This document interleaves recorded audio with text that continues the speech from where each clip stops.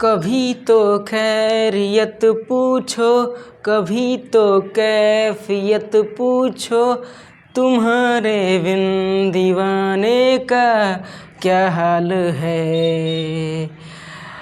खैरियत पूछो, कभी तो खैरियत पूछो, तुम्हारे बिन दीवाने का क्या हाल है। आज इस वीडियो में हम आपको खैरियत नहीं पूछने वाले हैं, हम इसमें पढ़ने वाले भूकंप के बारे में। तो भूकंप होता क्या है? पृथ्वी का अचानक से कंपन होना, ठीक है, इसको भूकंप कहते हैं नॉर्मल से। लेकिन ये किस वजह से होता है, इसके पीछे के रीजन को आज हम यहाँ पे समझने का प्रयास करेंगे। तो भूकंप का अध्ययन करना सिस्मोलॉजी कहलाता है। जिसके बारे में पढ़ते हैं उसके पीछे लॉजी लगा दो, सिस्मोलॉजी, जियोलॉजी, सब भूकंप का अध्ययन करना कहलाता है, ठीक है। तो सिस्मोलॉजी के आधार पर 1935 में एगो अमेरिका का वैज्ञानिक रहलन, उन सिस्मोग्राफ बना दिलन। इस सिस्मोग्राफ के आधार पर हम भूकंप की तीव्रता को माप सकते हैं, इसका अध्ययन कर सकते हैं, ठीक है। तो बेसिकली भूकंप जो आता है ना, ये पृथ्वी के ऊपर आता है, हम जानते हैं, ठीक है। तो ये पृथ्वी का स्ट्रक्चर्स है, ठीक है, जिसके ऊपर बहुत सारे प्लेट हैं। क्या है? प्लेट, खाने वाला प्लेट नहीं, थोरिया लोटा नहीं। तो इसके ऊपर लगभग 7 या 8 या लगभग हम बोल सकते हैं कि हाँ 8 गो 10 गो प्लेट है। लेकिन उन प्लेटों का भी प्लेट है, छोटा छोटा और बड़ा बड़ा, ठीक है। जिसमें यूरेशियन प्लेट है, अमेरिकन प्लेट है, अफ्रीकन प्लेट है, इंडियन प्लेट है, नाजिका प्लेट है, छोटे छोटे भी प्लेट हैं। तो प्लेटवा क्या होता है ना कि जब प्लेटवा एक दूसरे से टकराता है तो भूकंप आता है। लेकिन उन सभी प्लेटों को ना हमने 2 पार्ट में डिवाइड कर दिया है। इस पृथ्वी के ऊपर कितने पार्ट में प्लेट मिलते हैं? 2 तरह के प्लेट मिलते हैं, ठीक है। तो 2 प्लेट ये सब के सब इस पृथ्वी के सबसे ऊपरी सतह यानी क्रस्ट में मिलते हैं। लेकिन उसकी मोटाई बहुत ज़्यादा मोटा मोटा होता है, बहुत बड़ा बड़ा। तो ये क्रस्ट में मिलता है। तो इन सभी प्लेटों को ना हम 2 भागों में बांट देते हैं, प्लेट 1 और प्लेट 2। अब 2 प्रकार के जो प्लेट होते हैं वो 2 प्रकार के प्लेट है, एगो अपसारी प्लेट और दूसरा अभिसारी प्लेट। अपसारी प्लेट का मतलब होता है कि जब प्लेटें एक दूसरे से दूर भाग रही होती हैं तो उसको बोलते हैं अपसारी प्लेट। जैसे एक गांव की महिलाएं जो होती है छत पर अपना जब गेहूं पसारने जाती है तो उसको एक जगह उझिल के साइड से इसे करती है, पसारती हैं, इसका मतलब कि दूर फैलाती हैं। तो अपसारी प्लेटें जो पृथ्वी के ऊपर है ना, ये प्लेटवा एक दूसरे से दूर भाग रही होती हैं। तो हमने पहले बताया था कि भूकंप प्लेट के आधार पर आती है, प्लेट के कारण आती है। तो मान लीजिए 2 है क्या, अपसारी प्लेट। तो अपसारी प्लेट तो एक दूसरे से दूर भागती है ना जी। तो जब एक दूसरे से दूर भागेगी तो भूकंप लाने का कोई चांस नहीं है। परंतु इसी में कुछ कुछ ऐसी प्लेट होती है जो एक दूसरे के करीब आती है, पास में एकदम लगे लगे, क्लोज क्लोज, उनको बोलते हैं अभिसारी प्लेट। इन्हीं अभिसारी प्लेट को ना हम बोलते हैं विनाशकारी प्लेट। तो ये प्लेटवा जो होता है ना, ये अभिसारी, ये बहुत बानर होता है। इसी प्लेटवा से क्या आता है? भूकंप। तो ये करता क्या है? जैसे देखिए, मान के चलिए इस पृथ्वी के ऊपर से हमने 2 प्लेट को यहाँ पे बनाया, प्लेट 1 और प्लेट 2। अब ये दोनों के दोनों अभिसारी प्लेट या विनाशकारी प्लेट है। तो ये दोनों एकदम पास में आएगा, एकदम लाहे लाहे, ठीक है, पास में आएगा एकदम लाहे लाहे। उसके बाद दोनों भेंट करेगा, सटेगा एकदम फटाक दे। तो हम कह रहे हैं कि दोनों प्लेटवा ये बीच केंद्र में है, यहाँ पे हम मान के चलते हैं यहाँ पर है। तो ये दोनों प्लेटवा जब आपस में आकर आराम से सटेगा ना, तो यहाँ पे हलचल होगा, हलचल ऐसे करके हलचल होगा, ठीक है। तो जहाँ पे प्लेट टकराया और ये हलचल हुआ, उस टकराए हुए जगह को बोलते हैं उद्गम केंद्र। क्या बोलते हैं? उद्गम केंद्र, जहाँ से टकरा रहा है दोनों प्लेट के। अब तो यहाँ पे टकरा गया, टकराने के बाद यहाँ से हलचल शुरू होगा तो ऊपर आएगा, ठीक है। अब हमने कहा कि ये दोनों हैं हमारे चेलवा, एगो चेलवा ही चेलिनिया है, ठीक है।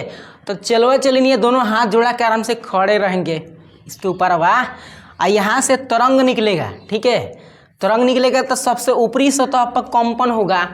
तो ई कहेगी सुन रहे हैं जी, धरती हिल रहा है।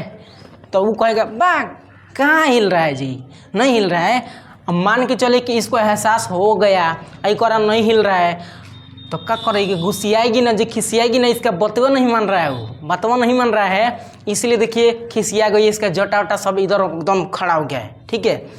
तो अब इसको कहेगा बाद में कि हाँ जी तू सही कह रही है, यहाँ पे भूकंप आ रहा है।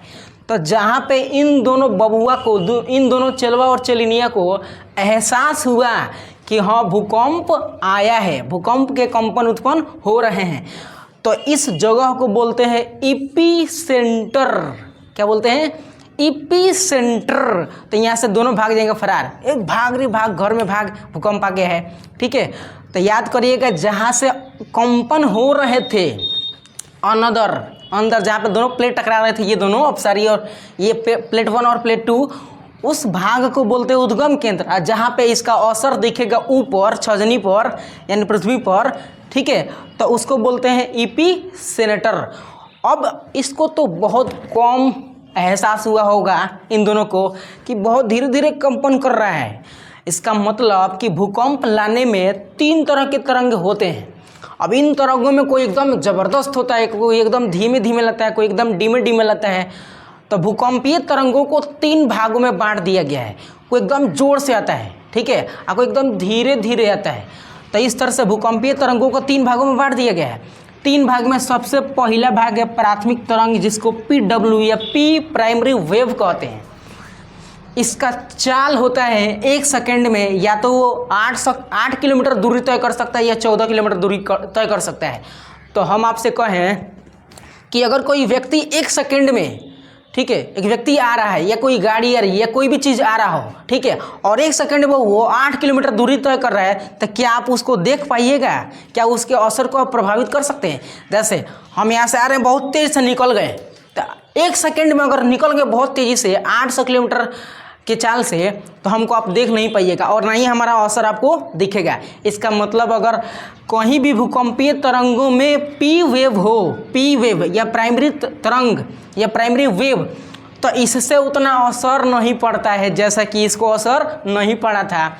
अगर अब क्या होगा, देखिए आगे की कहानी क्या है। प्राथमिक वेव का याद रखिएगा, जो गति है ना, ये 1 सेकंड में या तो 8 किलोमीटर तय करेगा ना तो 14 किलोमीटर, तो इससे उतना नुकसान नहीं होता है। इसके नुकसान को हम लोग झेल सकते हैं, ठीक है, थोड़ा बहुत हेतनी सुखी।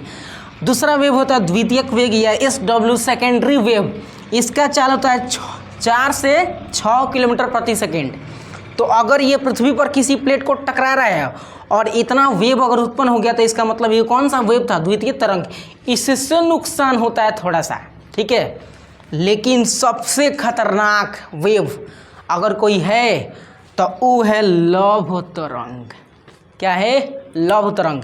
ये 2 व्यक्तियों को डुबा सकता है, इन दोनों को डुबा सकता है अगर यहाँ पे लौह तरंग हो गया तो। सबसे खतरनाक तरंग है। इस तरंग के थ्रू आपको नींद नहीं लगेगा, मतलब भूकंप आएगा तो, दूसरा नहीं, ठीक है। तो लौह तरंग सबसे डेंजर है क्योंकि इसके वेवलेंथ यानी तरंग दैर्घ्य की लंबाई होता है बहुत कम होता है। मतलब ये ऐसे चलेगा एकदम धीरे धीरे गते गते, तो धीरे धीरे गते गते चलेगा, तो जब तक उसका तरंग निकलेगा नहीं तब तक वो प्रभाव अपना दिखाते रहेगा, ठीक है। जब तक इन दोनों का तरंग निकलेगा नहीं तब तक ये अपना प्रभाव, तब तक ये अपना लौह तरंग दिखाते रहेंगे। और इसका चाल होता है कितना? 3 किलोमीटर प्रति सेकेंड। मतलब ये 1 सेकेंड में 3 किलोमीटर दूर तक तय कर सकता है। तो 3 किलोमीटर ज़्यादा दूर तो नहीं होता है। इसका मतलब कि सबसे डेंजर लौह तरंग। तो ये 3 तरंगे हैं और इन तीनों की वेवलेंथ की बात करें तो सबसे ज़्यादा वेवलेंथ का मतलब होता है कि इन 2 के बीच की दूरी, ठीक है, इन दोनों लाइनों के बीच की दूरी को क्या बोलते हैं? वेवलेंथ।